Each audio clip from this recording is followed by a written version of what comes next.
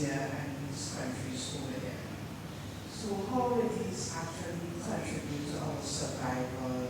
It is added to this that I read an article concerning the big countries that grow wheat and so on in American USA, which has already started to be affected by the temperature. The growing these crops, the rice farms will not be able to produce as they should. And basically, we in the Caribbean normally depend on the importation of certain products like wheat from these countries. So I want to know how this helps. Good.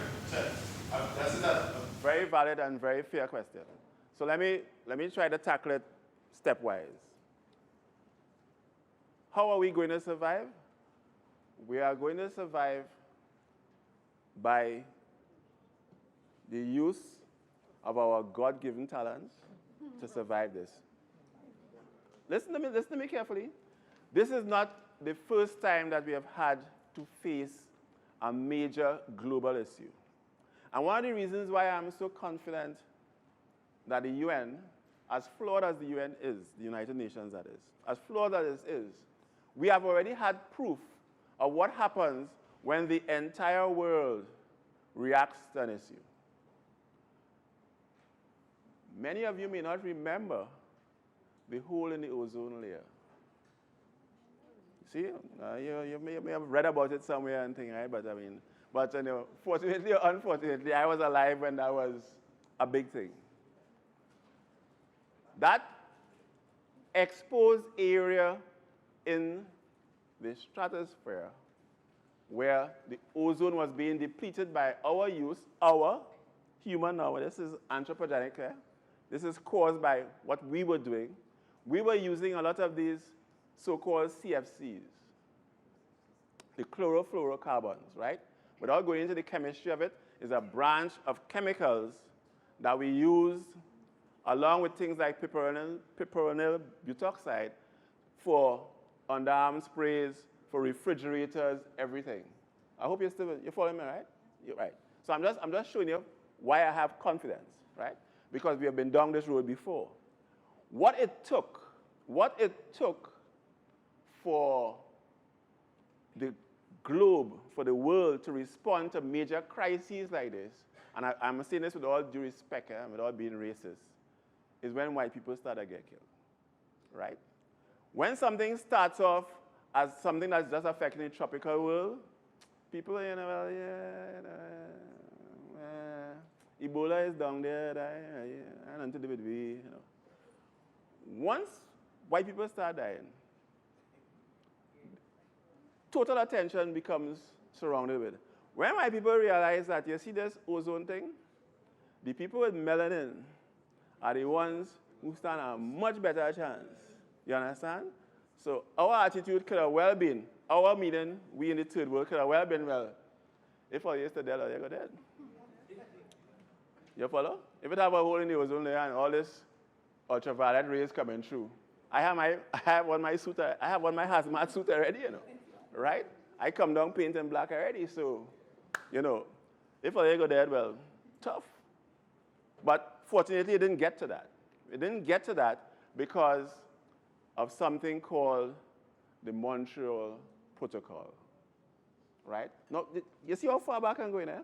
I'm trying to show you that what happens when we, as a planet, realize we're under pressure, right? We know how to fix things, Don't get me wrong, right? We know how to fix things. Only when we sure we go dead, right? If we ain't go dead, we ain't really worried about it. And that's why climate change is such a difficult thing to talk about. Because people don't just drop down dead from climate change like they drop down from COVID-19. You with me? Right? So, coming back to why I have confidence. So, cut a long story short, we got the Montreal Protocol organized, and when I realized we were safe is when I was still living in Trinidad at the time. Take my car to this air conditioning guy. A little old East Indian fella who you would consider in Trinidad, we used to call them hammer and chisel mechanics. And when the mechanics, they have all the tools, If they are the wrong size boat, they go take a hammer and chisel, and they go pong it, and they'll fix it, and they fix it. So he wasn't really at the top tier. he didn't run a dealership. In other words, it wasn't as if I was driving my car into Anro, you know what I mean, to get it at a dealership to get it fixed, right? So this is a little East Indian fellow doing air conditioning work.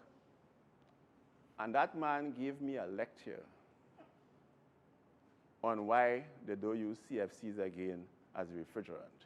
And I tell myself, if this little East Indian fellow, an old man, you know, who ain't like, well, we didn't have internet savvy and thing in those days, but who wasn't really up to the times, if he could give me a lecture on why we no longer use Freon, whatever, Freon, somebody sharp. I hope you're in my age group too, right? I hope you only hear about that, right? But so he gave me this long lecture about why we don't use Freon and thing again, right? And I tell myself, I pinch myself, I say, we safe, man, we safe. Because there was a global reaction to it. So all the people who are accustomed using the spray and thing, and the underarm and ladies with the hair spray and thing, everybody realized that, you know, piperazine dioxide is a no-no. And like every crisis, listen to me carefully here, like every crisis, there was a way to make money off of it. Just like Clorox stocks are going up now during the COVID-19 issue, right? There's always, I mean, they said it during the Second World War, when there's blood in the streets, there's money to be made. Because during a war, you could buy real estate like you're going out of style, right? if you already had the money and you had the long-term vision, I'm sure there are places in China now in Huawei province that you could go and buy land rare cheap, right? Because people looking to leave, right? When people looking to leave, you're looking to buy. So I hope, I'm still with you, right? So I'm saying that that's where my confidence comes from, that we have handled this kind of thing before.